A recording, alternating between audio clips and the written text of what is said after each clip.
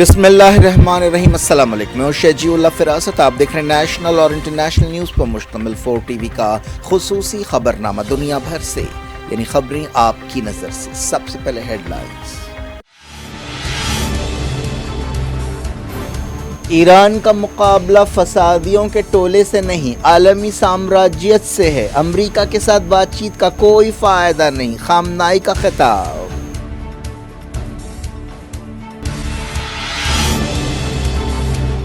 Supreme leader نے احتجاجیوں کو فسادی اور ٹھگ قرار دیا، کئی مقامات پر تازہ مظاہرے اور کریک ڈاؤن۔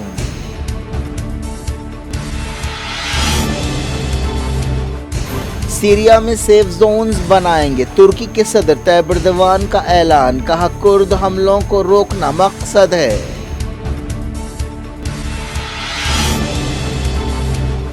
سیریا کے حساکا صوبے میں امریکی فوجی اڈے پر حملہ، پینٹاگون نے کہا کوئی زخمی نہیں ہوا۔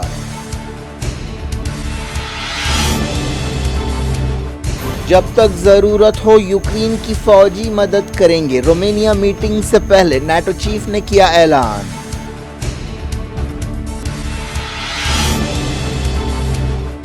چائنا کے ارمقی ٹاؤن میں کووڈ پابندیوں کے خلاف احتجاج، عمارت میں آگ لگنے کے بعد لوگ بھڑک اٹھے۔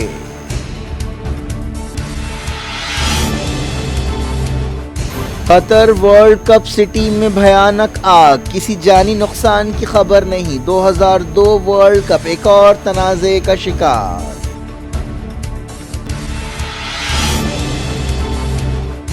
گجرات میں بی جے پی کا مینیفیسٹو جاری، یکساں سول کوڈ اور 20 لاکھ نوکریوں کا وعدہ۔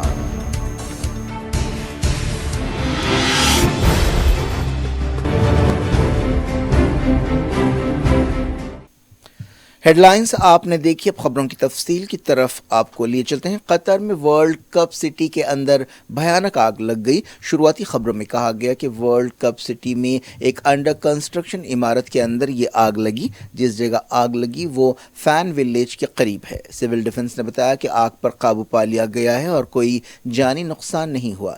قطر میں فیفا ورلڈ کپ 2022 کھیلا جا رہا ہے۔ قطر کی حکومت نے ورلڈ کپ کی تیاریوں پر کئی بلین ڈالرز خرچ کیے تھے۔ وزارت داخلہ نے بتایا کہ مقامی وقت کے مطابق 12 بجے کے آس پاس آگ لگی۔ یہ جگہ لوسیل سٹی کے اندر ہے جہاں ٹورنامنٹ کے کئی میچز ہو رہے ہیں۔ ہفتے کو بھی اسی اسٹیڈیم یعنی لوسیل اسٹیڈیم میں ارجنٹائن اور میکسیکو کے درمیان مقابلہ ہو رہا ہے۔ یہ آگ لوسیل اسٹیڈیم سے 3.5 کلومیٹر کی دوری پر لگی۔ آگ لگنے کے بعد آسمان پر کالا دھواں چھا گیا۔ اس فٹ بال ورلڈ کپ پر کئی تنازعات پیدا ہوئے ہیں۔ یہ ایک نیا تنازعہ ہے۔ پہلے الزام لگایا گیا تھا کہ قطر نے فیفا ورلڈ کپ اسٹیڈیمز اور انفراسٹرکچر کی تعمیر پر کام کرنے والے ورکرز کے انسانی حقوق کا لحاظ نہیں رکھا اور انہیں بہت ہی خراب حالات میں کام کرنے کے لیے مجبور کیا، اور اس دوران کئی لوگوں کی یا کئی ورکرز کی موت ہوئی۔ اس کے علاوہ اور بھی کئی تنازعات اس ورلڈ کپ سے جڑے ہیں۔ ترکی کے صدر رجب طیب ایردوان نے کہا ہے کہ وہ سیریا میں سیف زون بنائیں گے۔ اس کا مقصد ترکی پر کردوں کے حملوں کو روکنا ہے۔ حالیہ عرصے میں ترکی نے نارتھ ایسٹ سیریا میں کئی ٹھکانوں کو نشانہ بنایا۔ طیب ایردوان نے عورتوں پر تشدد کے خلاف عالمی دن کے موقع پر ایک ٹیلی ویژن خطاب میں کہا کہ ترکی نارتھ سیریا میں 30 کلومیٹر اندر سیف زون بنانا چاہتا ہے۔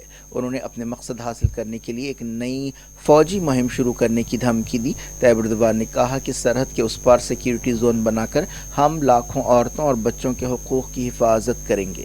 انہوں نے کہا کہ انشاءاللہ ہم جلد سے جلد یہ کام پورا کریں گے۔ ترکی کے صدر نے کہا کہ وہ جلد ہی سیریا میں چوتھا زمینی آپریشن شروع کریں گے۔ انہوں نے کہا کہ ہم نے پچھلے کچھ دنوں میں کئی بڑے دہشت گردوں کا صفایا کیا ہے۔ پچھلے ہفتے ترکی کی فوج نے سیریا کے الیپو اور حساکا صوبوں میں کئی ہوائی حملے کیے تھے۔ ترک عہدیداروں کا کہنا ہے کہ ان حملوں میں کرد ملیٹنٹس کے ٹھکانوں کو نشانہ بنایا گیا۔ ترکی کا الزام ہے کہ نارتھ سیریا میں سرگرم کردوں کی فوج وائی پی جی کے تعلقات ترکی کے علیحدگی پسند گروپ کردستان ورکرز پارٹی یا کے پی پی سے ہے، لیکن وائی پی جی اس الزام کو رد کرتی ہے۔ کردوں کی فوج وائی پی جی کو امریکہ کی مدد حاصل ہے۔ حال ہی میں ترکی کے استنبول میں ایک بم دھماکہ ہوا تھا، جس کے بعد ترکی نے کرد ملیٹنٹس پر حملے تیز کر دیے۔ सीरिया के हसाका सूबे में अमेरिका के एक फौजी अड्डे पर हमला हुआ है। इस बारे में और तफसीलात का इंतजार है। यह हमला मकामी वक्त के मुताबिक रात तकरीबन 10:30 बजे हुआ। अमेरिका दाइश आईएसआईएस से लड़ाई के नाम पर सीरिया के बाज़ इलाकों में तैनात है और कुर्दों की फौज वाईपीजी के साथ मिलकर काम कर रहा है। ईरान के सुप्रीम लीडर सैयद अली खामनाई ने कहा है कि ईरान का मुकाबला फसादियों के एक टोले से नहीं बल्कि आलमी साम्राज्यत से है। खामनाई ने कहा कि चंद मुट्ठी भर लोग, जिनमें किराए के सिपाही, जाहिल और सरकश लोग शामिल हैं, गड़बड़ की कोशिश कर रहे हैं। खामनाई ने कहा कि हालिया फसादात ईरान पर दबाव डालने के लिए मगरबी मुल्कों की साजिश है ताकि उसे अपने हुकूक पर समझौता करने के लिए मजबूर किया जा सके। उन्होंने कहा कि बातचीत से अमेरिका के साथ हमारे मसाइल हल नहीं हो सकते। सुप्रीम लीडर ने कहा कि ईरान ने कई बार अमेरिका से बातचीत की है लेकिन वाशिंगटन ने पाबंदियां हटाने से इनकार कर दिया है। उन्होंने कहा कि अमेरिका ईरान को नुकसान पहुंचाने की साजिश पर कई बिलियन डॉलर्स खर्च कर रहा है।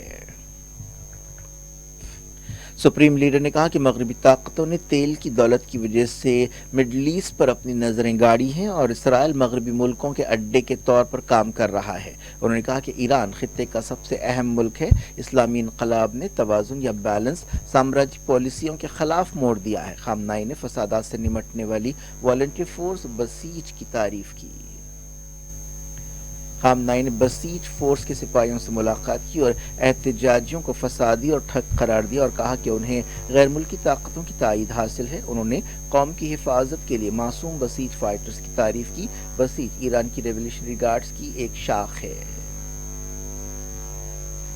ईरान में ताज़ा मुजाहरों और सिक्योरिटी क्रैकडाउन की खबरें मिली हैं। एक रिपोर्ट में कहा गया है कि दर्जनों एहतजाजी जख्मी हुए। इंसानी हुकूक की एक तंजीम ने कहा कि ईरानी फोर्सेस ने भारी हथियार भी इस्तेमाल किए। ईरानी पुलिस की हिरासत में एक कुर्द लड़की महसा अमीनी की हलाकत के बाद से मुसलसल इस तरह के मुजाहरे हो रहे हैं। ब्राज़ील में फायरिंग के वाक़यात में 3 लोग हलाक हुए और 11 ज़ख्मी हुए। हमलावर की पहचान एक 16 साला साबिक़ स्टूडेंट की हैसियत से की गई है जिसने सेमी ऑटोमेटिक वेपन से फायरिंग की। वो फ़ौजी वर्दी पहने हुए था। ये वाक़या 2 स्कूलों में पेश आया। उसके लिबास पर नाज़ी अलामतें भी थीं। पहले उसने अपने साबिक़ स्कूल में टीचर्स पर फायरिंग की जिससे 2 लोग मारे गए और 9 ज़ख्मी हुए। इसके बाद हमला आवर एक करीबी प्राइवेट स्कूल में गया जहां उसने एक बच्ची को हलाक किया और 2 लोग ज़ख्मी हुए। इस नौजवान को गिरफ्तार कर लिया गया है। ब्राज़ील में इस तरह के वाक़यात बहुत ज़्यादा पेश नहीं आते लेकिन हालिया अरसे में इस तरह के वाक़यात में इजाफ़ा देखा जा रहा है। नाटो मुल्कों ने ऐलान किया है कि वो यूक्रेन की उस वक्त तक फौजी मदद करते रहेंगे जब तक यूक्रेन मदद पूछता रहेगा। नाटो के सेक्रेटरी जनरल जेंस स्टोल्टनबर्ग ने रुकन मुल्कों से कहा कि वो यूक्रेन को फौजी मदद देते रहें। वो अगले हफ्ते रोमेनिया में नाटो के फॉरेन मिनिस्टर्स की मीटिंग से पहले मीडिया से बातचीत कर रहे थे। इस दौरान जर्मनी ने कहा कि वो यूक्रेन को नई फौजी मदद भेजेगा।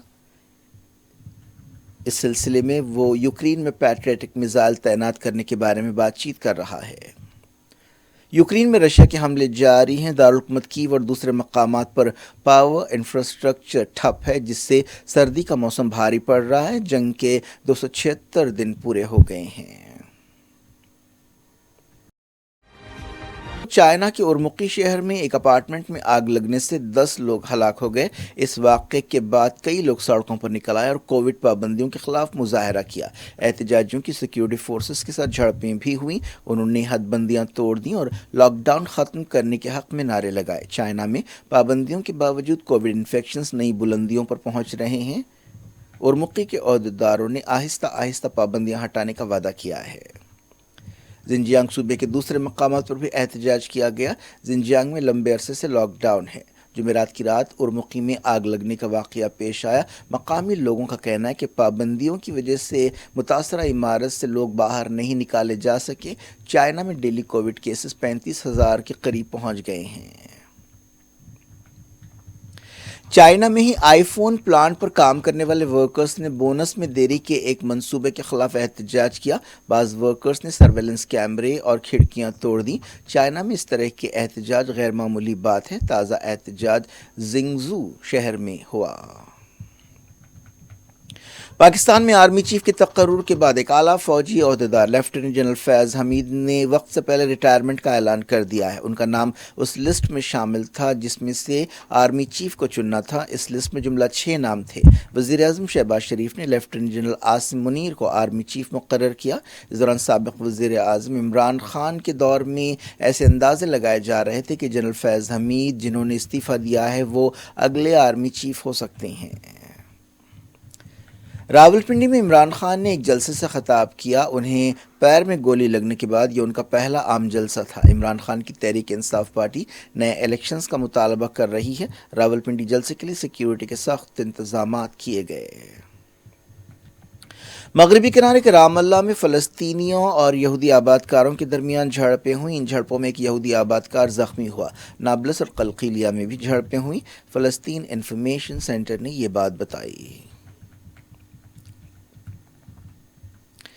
لوٹتے ہیں انڈیا۔ وزیر اعظم نریندر مودی نے کہا کہ بنیادی فرض ادا کرنا ہر شہری کی ترجیح ہونی چاہیے جس کی وجہ سے ملک اونچائیوں پر پہنچ سکتا ہے۔ وہ سپریم کورٹ میں کانسٹیٹیوشن ڈے کے موقع پر خطاب کر رہے تھے۔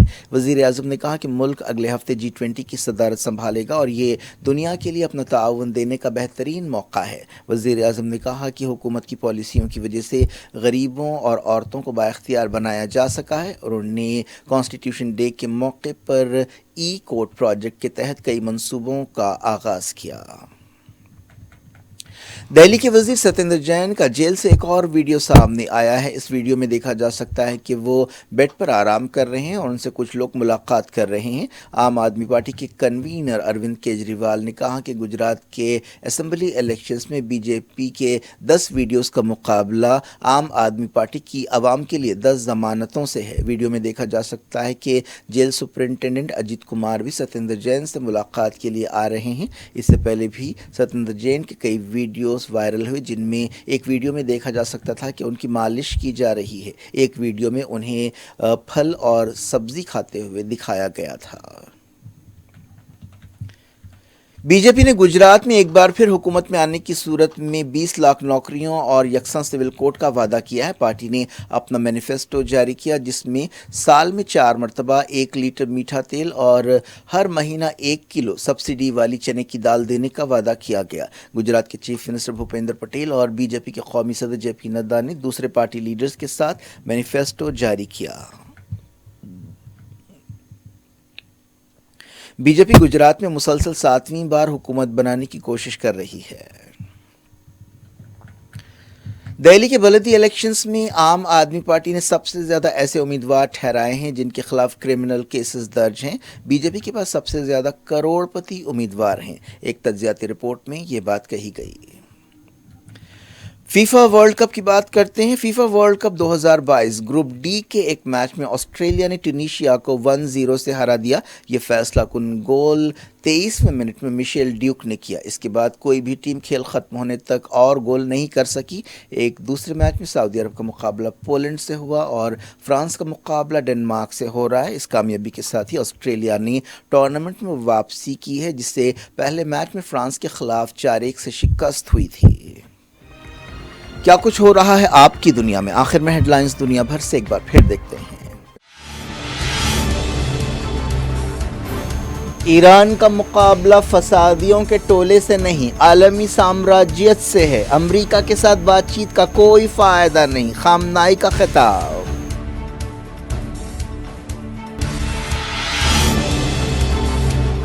سپریم لیڈر نے احتجاجیوں کو فسادی اور ٹھگ قرار دیا۔ کئی مقامات پر تازہ مظاہرے اور کریک ڈاؤن۔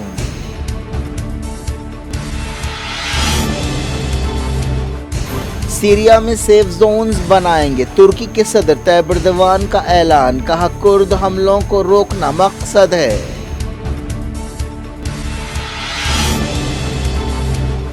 سیریا کے حساکا صوبے میں امریکی فوجی اڈے پر حملہ، پینٹاگون نے کہا کوئی زخمی نہیں ہوا۔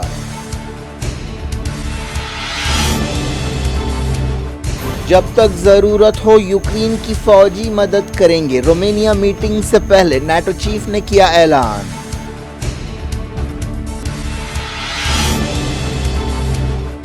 چائنا کے ارمقی ٹاؤن میں کووڈ پابندیوں کے خلاف احتجاج، عمارت میں آگ لگنے کے بعد لوگ بھڑک اٹھے۔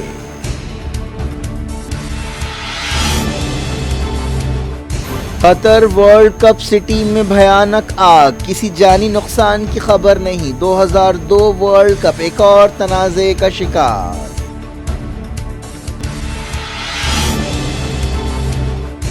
گجرات میں بی جے پی کا مینیفیسٹو جاری، یکساں سول کوڈ اور 20 لاکھ نوکریوں کا وعدہ۔